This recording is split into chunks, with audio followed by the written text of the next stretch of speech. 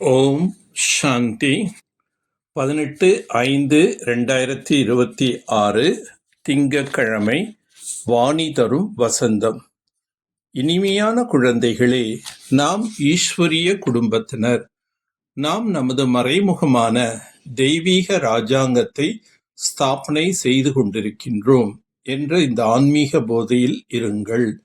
அதிகாலையில் எழுந்து ஞான சிந்தனை செய்யும் பழக்கம் இருந்தது என்றால் நாள் முழுவதும் அளவற்ற குஷி இருக்கும்.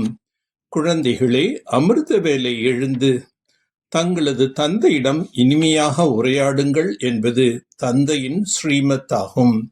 நாம் இப்பொழுது எந்த குடும்பத்தினர், நமது கடமை என்ன என்று சிந்தனை செய்யுங்கள். இது நம்முடைய ஈஸ்வரிய குடும்பம் ஆகும். நாம் நமது புதிய ராஜாங்கத்தை ஸ்தாபனை செய்து கொண்டிருக்கின்றோம் என்பது புத்தியில் இருந்தது என்றால் நாள் முழுவதும் குஷி இருக்கும். இது ஆன்மீக குடும்பமாகும் என்பதை குழந்தைகள் அறிந்துள்ளார்கள். அவைகள் எல்லாமே ஸ்தூல குடும்பம் ஆகும். நீங்கள் இப்போது எல்லையில்லாத குடும்பத்தினர் ஆவீர்கள். உண்மையில் இது எல்லையற்ற தந்தையின் குடும்பம் ஆகும். யாரெல்லாம் தந்தை நினைவு செய்வார்களோ அவர்களுக்கு போதை இருக்கும். தேக அபிமானத்தில் வருவதால் அந்த போதை இறங்கி போய்விடுகின்றது. சத்தியுகத்தில் இருப்பது தெய்வீக குடும்பம், கலியுகத்தில் அசுர குடும்பம். இது உங்களுடைய ஈஸ்வரிய குடும்பமாகும். ஆன்மீக தந்தையின் குழந்தைகள் சகோதர சகோதரிகள் ஆவீர்கள். இது ஆன்மீக இல்லற மார்க்கம் ஆகும். இந்த ஈஸ்வரிய குடும்பம் மிகவும் சக்தி வாய்ந்தது. தந்தை பிரம்மா மூலமாக சிருஷ்டியை படைக்கின்றார். இப்பொழுது பாரதத்திற்கு மிகவும் உயர்ந்த நன்மை ஆகிக் கொண்டிருக்கின்றது. நீங்கள் இருப்பதோ பாரதத்தின் சேவைக்காக. சாட்சாத்காரம், காட்சிகள் ஆகியவற்றிலோ மாயின் பிரவேசம் நிறைய ஆகின்றது.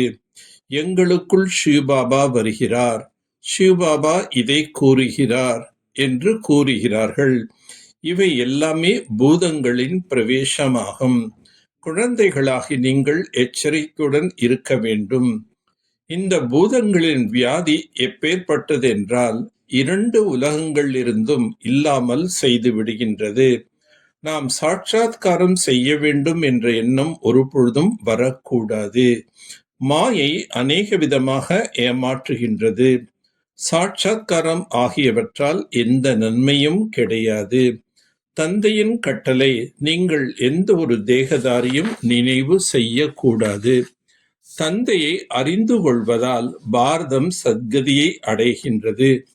தந்தையை அறியாத காரணத்தினால் பாரதம் முற்றிலும் துர்கதியை அடைந்து விடுகின்றது.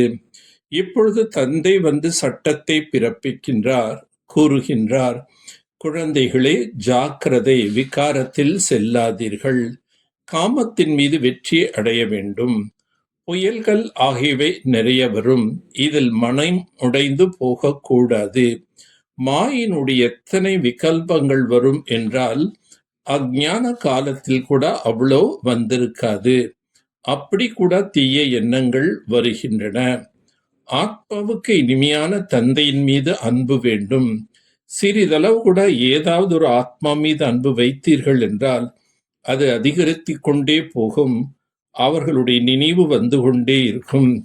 எனவே இதையும் கடந்து செல்ல வேண்டும். எந்த ஒரு தேகதாரியின் நினைவும் வரக்கூடாது. இதற்காக எவருடனும் அன்பு கொள்ளக்கூடாது. அதனை கடந்து செல்ல வேண்டும். மிகவும் எச்சரிக்கையாக இருக்க வேண்டும். மாயின் விகல்பங்களுக்கு பயப்படக்கூடாது. வெற்றி அடைபவராக இருக்க வேண்டும். சாட்சாத்காரத்தில் மாயின் நிறைய பிரவேசம் ஆகின்றது. பூதங்கள் பிரவேசிப்பதிலிருந்து நம்மை காப்பாற்றிக் கொள்ள வேண்டும். தந்தைக்கு நமது உண்மையிலும் உண்மையான செய்தியினை கூற வேண்டும்.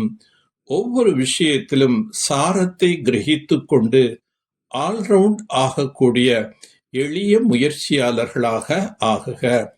எதை பார்த்தாலும் கேட்டாலும் அதன் சாரத்தை புரிந்து கொள்ளுங்கள்.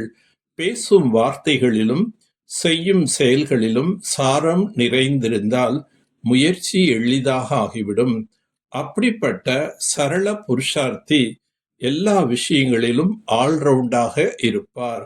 அவர்களிடத்தில் எந்த குறையும் தெரியாது. எந்த விஷயத்திலும் தைரியம் குறையாமல் இருப்பார்கள். என்னால் இதை செய்ய முடியாது என்று வாயிலிருந்து வார்த்தைகள் வராது. அப்படிப்பட்ட எளிய புருஷார்த்திகள் தானும் சரளமானவர்களாக இருப்பார்கள், மற்றவர்களையும் சரளமானவர்களாக மாற்றிவிடுவார்கள். சாதனங்கள் சரியாக பயன்படுத்தி அதன் தாக்கத்திலிருந்து விடுபட்டு பாபாவுக்கு அன்புக்குரியவர்களாக ஆகுங்கள். ஒரே ரசனை என்ற மனநிலை உருவாக்க ஒருவரை தவிர வேற எதையும் பார்த்தாலும் பாராமல் இருங்கள்.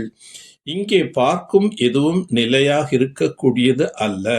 அதனால் ஒரே ரசனை நிலையான தன்மை உருவாக்கும் போது எந்த ஒரு காட்சியை பார்க்கும் போதும் ஏன், எப்படி என்ற கேள்விகள் வராது.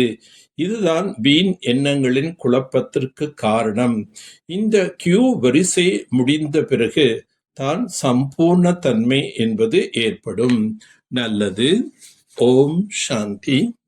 ஓம் சாந்தி. ஓம் சாந்தி.